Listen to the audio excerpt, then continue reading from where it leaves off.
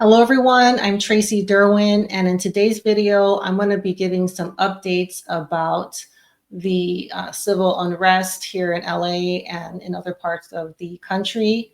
I will say it seems to have really died down here. I haven't seen really any kind of violence or big crowds. I did see a video of someone filming downtown, and the only thing they caught were some kids tagging some buildings.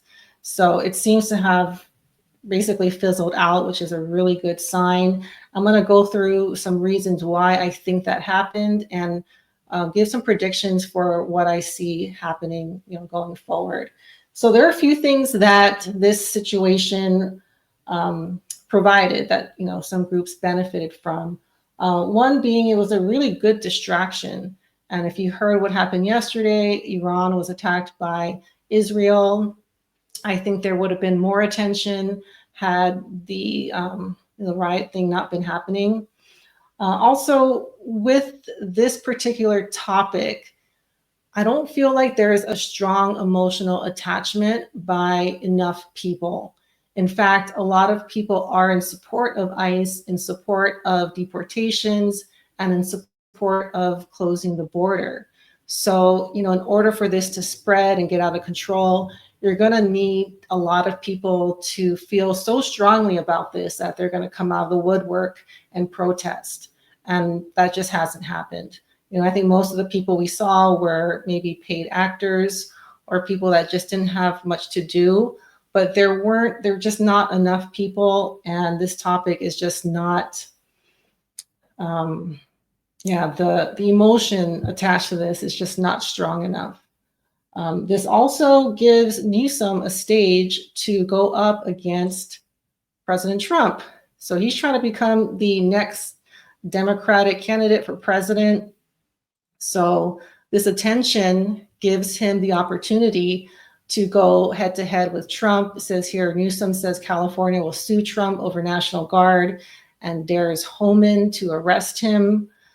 So this is just a perfect, excuse for him to make a move like this. It benefits him a lot because he's going to win over a lot of people on the left that want to see this, anti-Trump rhetoric. And I think he's scoring a lot of points with the base that he's going to need if he wants to get that nomination. And I think it will really help him. And then I'm going to go a little bit into the history of riots in LA. LA is very prone to social unrest, to riots, and this dates back at least all the way to the 40s. I'm going to just, go over a few examples of riots in the past. I'm not going to even cover all of them, but the big ones. So one big one is the Zoot Suit riots, and that happened from June 3rd to June 8th in 1943, almost exactly 82 years ago. And it was between, the US servicemen were attacking young Latin men. The reason it's called the Zoot Suit riots is because this is, it was kind of a sign of defiance. It was like the cool kids were wearing this, and the police were actually targeting guys wearing this. And they were often stripped of their suit during arrest, and it was made illegal to wear one for some time.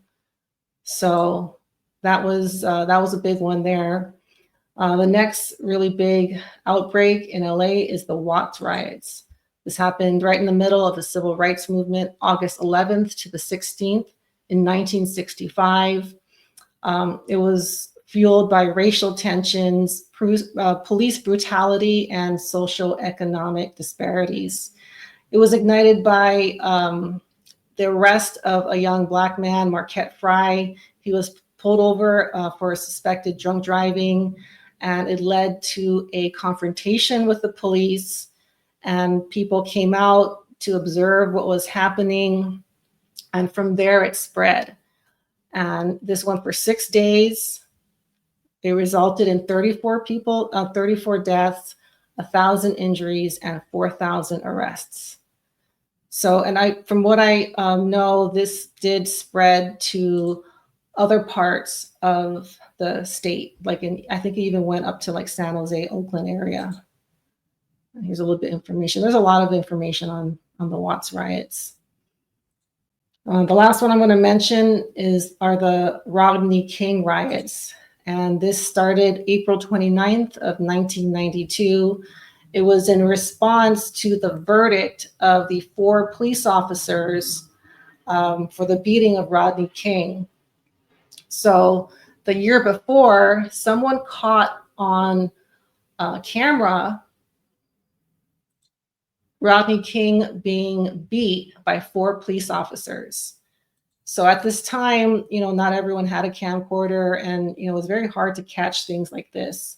Not like how it is nowadays. But it was also social economic, I guess, diversity here in LA, which has existed for a long time and does till this day. Also racial tensions had a lot of similarities to the Watts riots. But this one was quite, this was a very violent one. 60 people were killed, 2,300 were injured, and 12,000 were arrested. And they say about $1 billion worth of damage. And a lot of the destruction and the confrontations happened in Koreatown. So at the time, a lot of these small businesses, shops, and liquor stores were owned by Koreans. And a lot of those shops were in South LA, downtown, and Black areas. And a big part of it, and I've heard a lot of people say that the cultural differences caused a lot of frictions between the 2 groups. There was also a case of a young girl who got shot by a Korean store owner, and that verdict, the store owner only got probation. So there had been a lot of pent-up anger between the 2 groups. A lot of the buildings were burned down, and just from talking to people that were there, the damage went pretty far. It went all the way into Hollywood, and I think it went as west as Culver City. So it did spread very quickly. And again, this is at a time when we didn't have the internet, people didn't have cell phones, they had a TV, and I think a lot of people were just fed up with the situation and went out and rioted. When you talk to the store owners today that defended their properties and their businesses, a lot of the looters weren't even Black. A lot of them were Latin. And so it was more of a opportunistic type of riot as well. So I think, yeah, that's going to do it. So today is June 13th, Friday the 13th. Tomorrow is the 14th, the No Kings demonstrations that are planned for all over the country. So we will see what happens, but I don't see things getting out of control. I don't see this type of violent behavior, spreading all over the country. I just don't think what's going on now has that type of potential. And that's a good thing. At least I think so. So that's going to do it for today. Thank you guys so much for watching, and be safe this weekend. I'll see you all soon. Bye.